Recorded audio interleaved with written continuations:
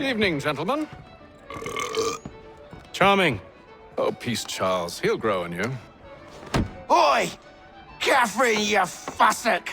Get back here! Taddy needs a drink. How fares the search? Maths and maps are not cutting it. What of your local contacts? We'll need to earn their trust before they'll share what they know. I have an idea on how we might be affecting that. There's a man who's taken to enslaving natives. Rescue them, and they'll owe us. Do you know where they're being held? Afraid not. Benjamin Church will. He's a finder and a fixer. He's also on your list. And there I was, wondering whom I might solicit next. Well done.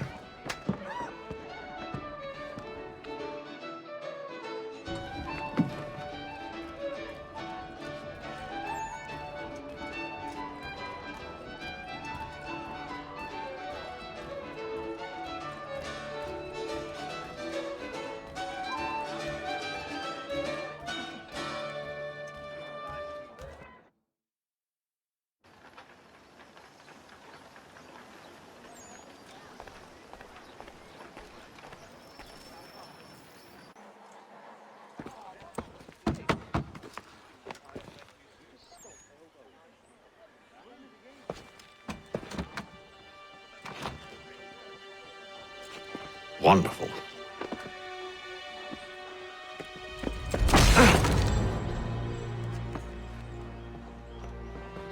Charles?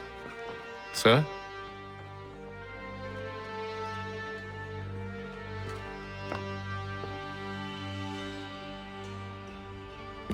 Seems like we're not the only ones looking for Mr. Church. Damn it, he could be anywhere. What do we do? We find him.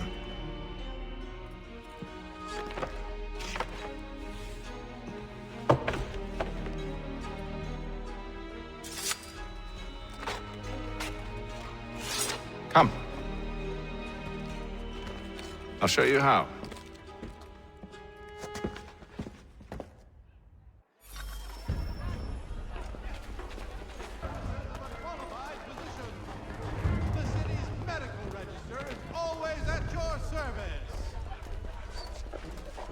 Should we write his family, do you think? Not our business to meddle, even if we've the best of intentions. But if you could have seen it, they were surely drunk carrying on like that, and during the day, no less. God save the king! Has your neighbor damaged your carriage? Were you trod upon by some reckless lout's horse? Let the firm of Blake and Heath pursue your legal satisfaction. Scandalous behavior from one who aims to be a surgeon. Not likely if he keeps up such carousing. Truly a shameful display. Benjamin's parents would be mortified. Perhaps I should send someone to retrieve him before he damages his reputation beyond repair. They stumbled off to the northeast, no doubt in search of a tavern or some other place of ill repute. Start questioning those on the street. I'm headed for higher ground.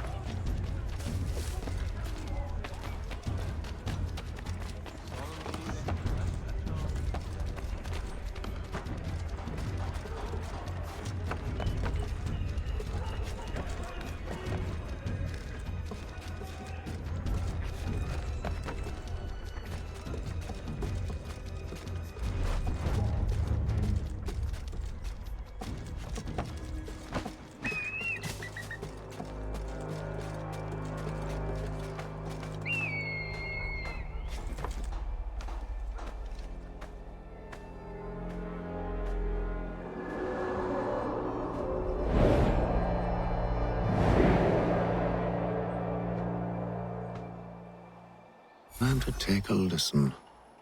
With luck, one of those people knows what became of Benjamin.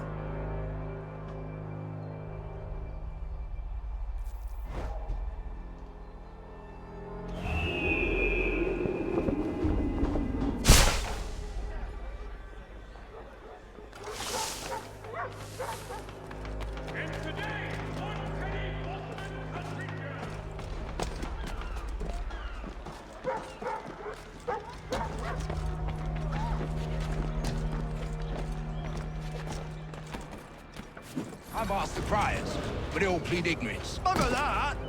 They're lying! Aye. Well, what can I do? Threats light off them and I'll not deign to grovel. Actions speak louder than words, my friend. Arrest one and put him in stocks. See if he's...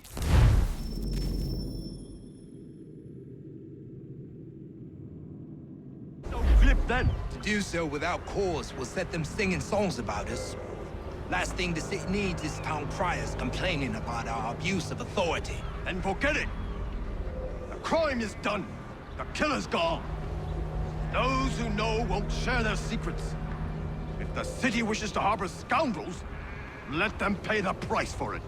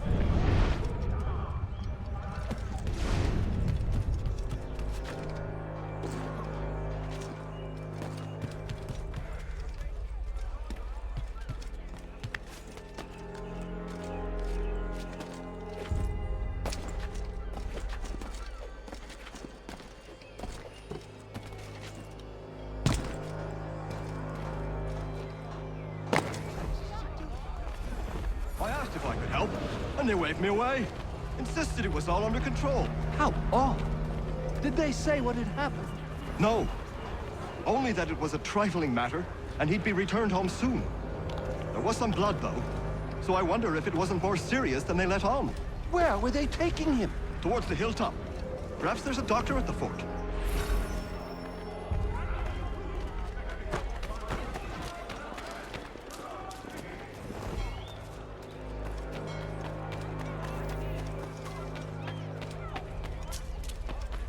So he says to church, but one way or another, the debt would be settled. I don't envy the man. He's grim times ahead. Well, what do you think they're planning? All I know is it can't be good. Probably looking for a nice, quiet place to do the deed. From what I hear tell, his work usually involves quite a bit of screaming. Which reminds me, we'd best not buy any meat tomorrow. Good call, that. See, Charles? We'll have church in no time, just as I said we would. If I might ask, sir, where did you learn to do all this? It is a requirement when you are raised in the manner that I was. Perception is fundamental to the Order. It guides the feet when running and climbing, informs the hands when striking and fighting. But most important, it transforms the senses, and we begin to know the world in a different way.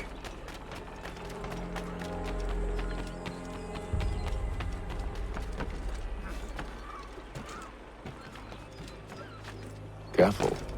The place is well guarded. We need to slip past them.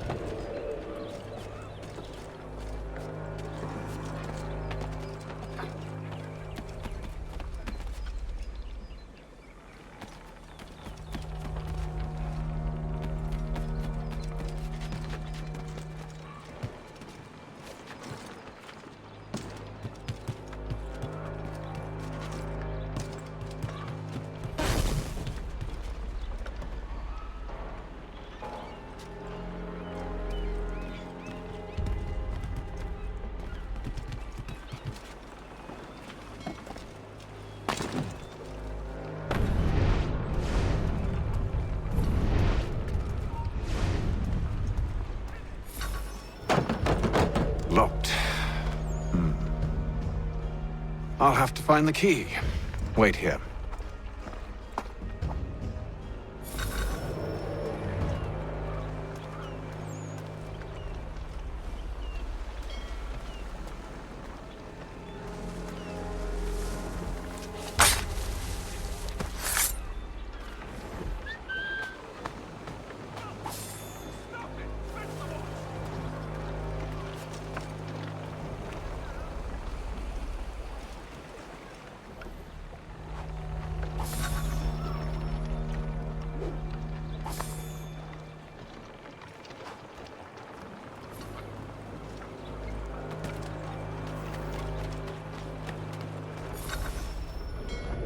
Here we are then.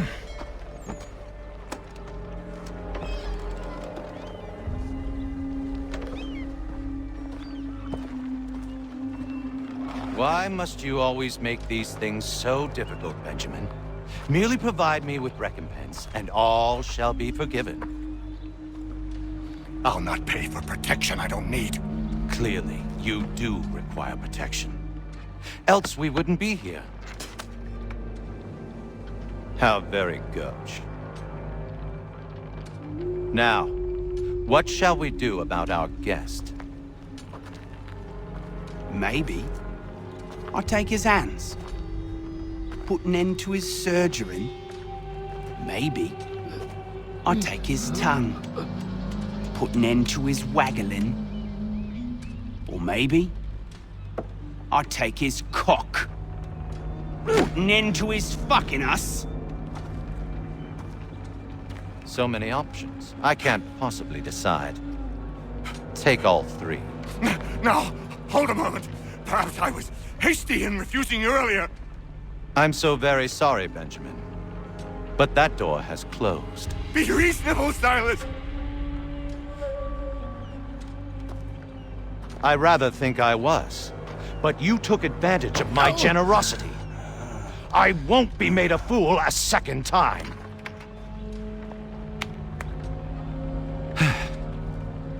I fear I lack the constitution to bear witness to such barbarism.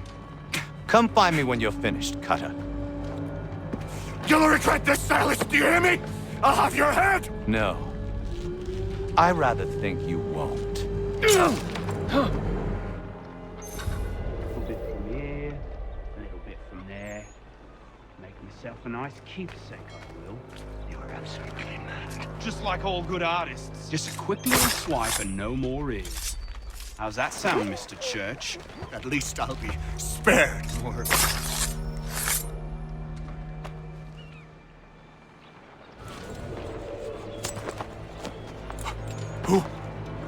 Who are you? Hatham Kenway, at your service. I don't understand. Why are you here? Walk with me, Mr. Church, and all will be explained.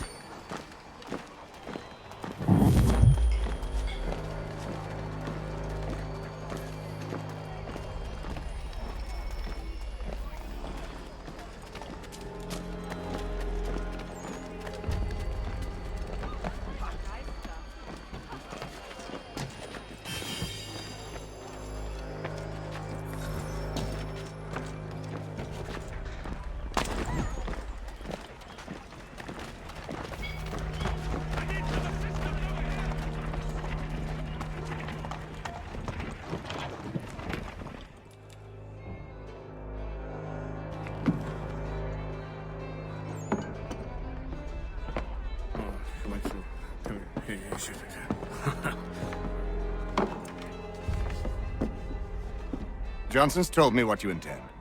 As it happens, the man who held me is the same one that you seek. His name is Silas Thatcher. That fancy lad is our slaver? Don't let his velvet tongue deceive you. A crueler and more vicious creature I've never known. What can you tell me of his operation? He hosts at least 100 men, more than half of whom are redcoats. All this for some slaves? Hardly. The man's a commander in the King's troop, in charge of the Southgate Fort. We need to find a way inside. Let me think on it. In the meantime, I'll attend to our final recruit. John Pitcairn's our man. I'll take you to him.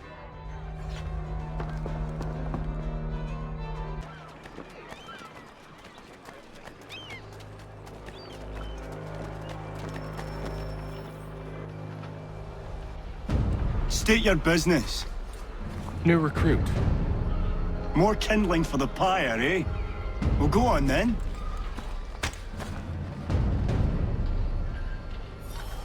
How'd you manage that? Did you forget, sir? My commission is with General Braddock. When I'm not attending to you, of course.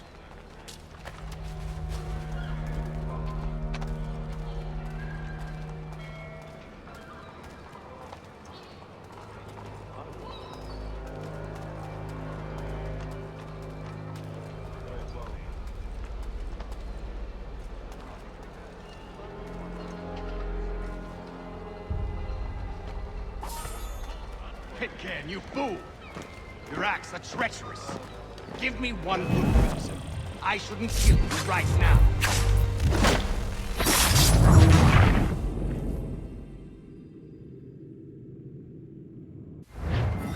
How'd you manage that?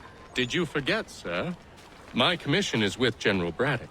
When I'm not attending to you, of course.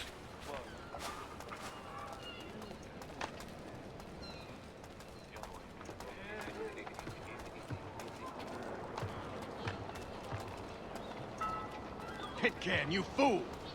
Your acts are treacherous. Give me one good reason. I shouldn't kill you right now. Were you planning to announce yourself? Or did you hope my men wouldn't notice your arrival? If you'll allow me to explain. Ho ho! By all means. I should like very much to hear this. I have not deserted, sir. I am here under Commander Amherst's orders. Show me a letter bearing his seal, and you might be spared the gallows. I have no such thing. The nature of my work, sir, It's the sort of thing best not put to paper. Hatham. General Braddock? I suppose I shouldn't be surprised. Wolves often travel in packs. Master Pitcairn won't be here for but a few weeks. I shall return him to his proper post once our work is finished. The devil's work, no doubt. It's bad enough my superiors have insisted I grant you use of Charles. But they've said nothing about this traitor. You'll not have him. Edward, listen to reason. We're done here. See these gentlemen out.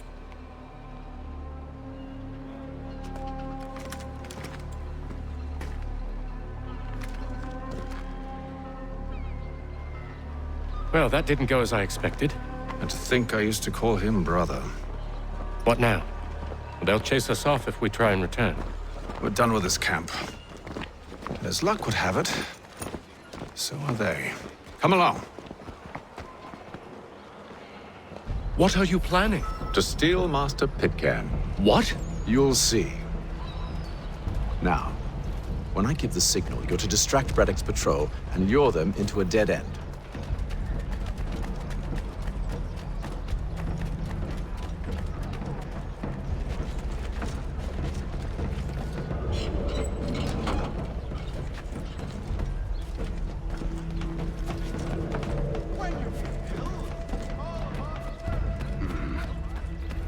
Where shall we head next? Perhaps down Marlborough. No. Its residents are too content. Their homes are nice, their days untroubled. What of Lynn or Ship Street? Yes. Those fresh arrived are often soon in dire straits. They're more likely to see...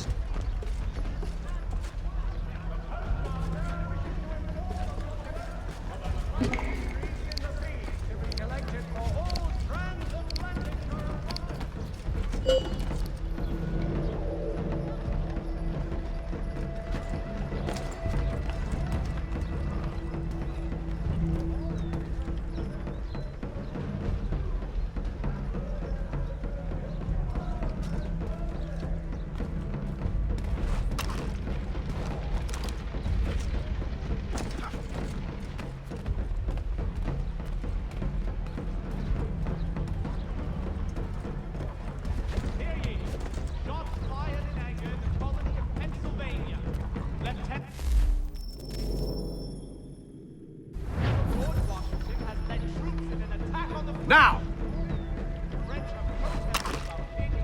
Diplomatic negotiations are underway.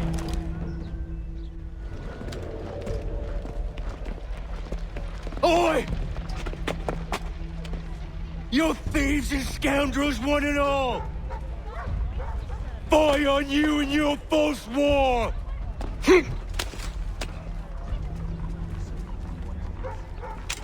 After him!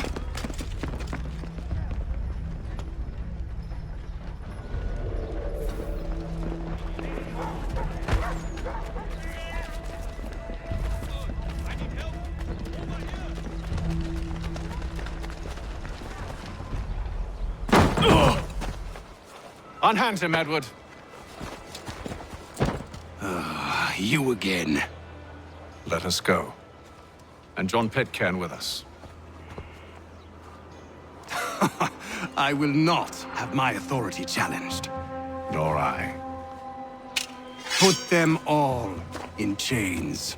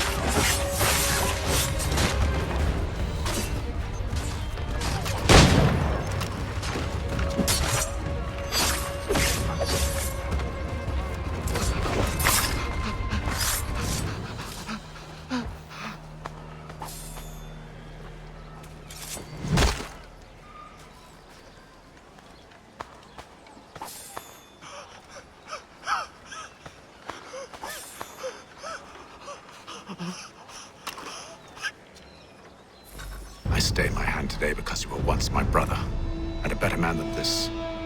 Or should our paths ever cross again, all debts will be forgotten.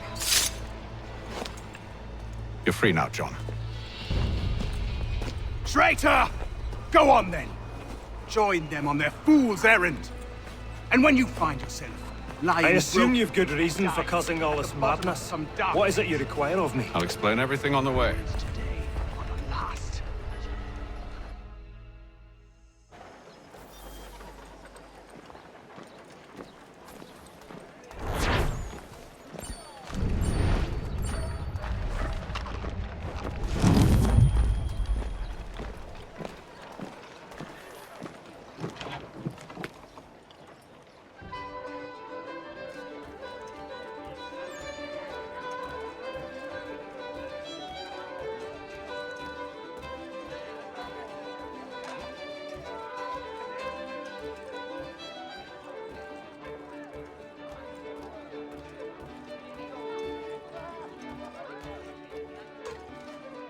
If I may, I was curious about your past with Braddock.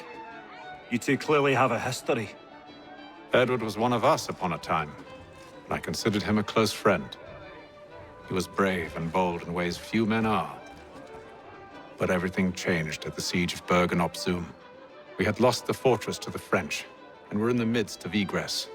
There was a skiff hidden at the port with which we planned to make our escape. As we drew near, a young man and his family came upon us, begging for safe passage. I consented, but Edward refused. The young man called him Craven then.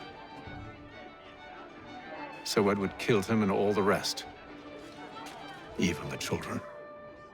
To this day, I don't know why. Was this the first time he'd struck out? Or had I simply never seen it before? Either way, things were never the same after that. We campaigned together a few more times, but each outing was more disturbing than the last. He killed and killed. Enemy or ally, civilian or soldier, guilty or innocent. It mattered not. If he perceived one to be an obstacle, they died. He maintained that violence was a more efficient solution. It became his mantra. And it broke my heart. I had no idea.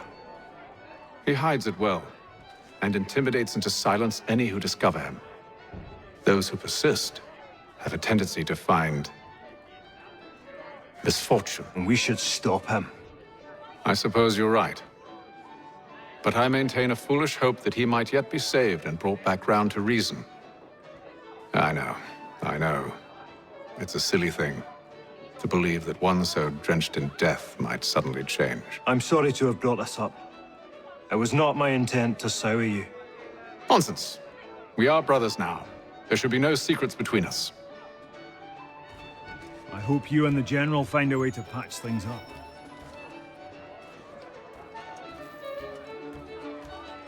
This business with Silas confuses me.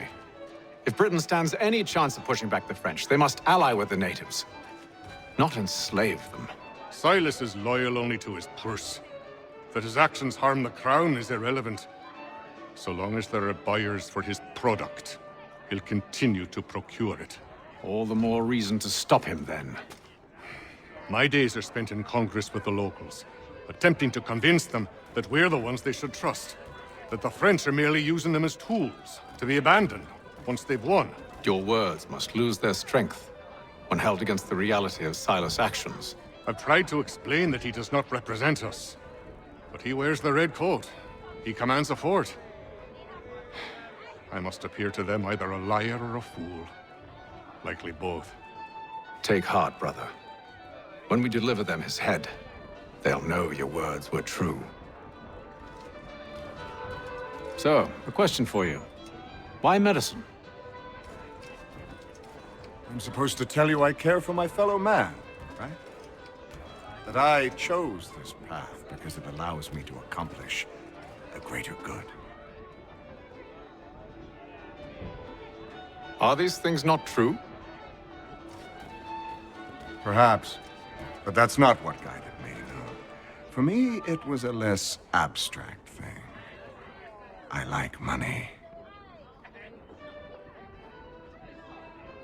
There are other paths to fortune. But what better ware to peddle than life? Nothing else is as precious nor so desperately craved. And no price is too great for the man or woman who fears an abrupt and permanent end. Your words are cruel, Benjamin. But true as well. You took an oath to help people, did you not? I abide the oath, which makes no mention of price. I merely require compensation, fair compensation, for my services. And if they lack the required funds? Then there are others who will serve them. Does a baker grant free bread to a beggar? Does the tailor offer a dress to the woman who cannot afford to pay? No. Why should I? You said it yourself. Nothing is more precious than life. Indeed. All the more reason one should ensure they have the means to preserve it.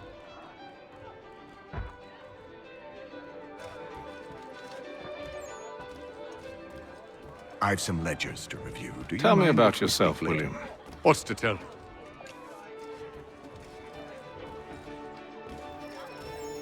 Any news? Whispers of things. Nothing solid at the moment. I know you're looking for word of anything out of the ordinary. Dealing with temples and spirits and ancient times and whatnot. But, so far, can't say my boys have heard much. No trinkets or artifacts being moved through your... shadow market? Nothing new. Couple of ill-gotten weapons, some jewelry likely lifted from a living thing. But you said to listen for talk of glows and ums and strange sights, right? And I ain't heard nothing about that. Keep at it. Oh, I will. You done me a great service, mister. And I fully intend to repay my debt. Thricefold, if it pleases. Thank you, Thomas. Place to sleep and meal to eat is thanks enough. Don't you worry. I'll get you sorted soon. Don't let me keep you, sir. I'm sure you have more important things to do.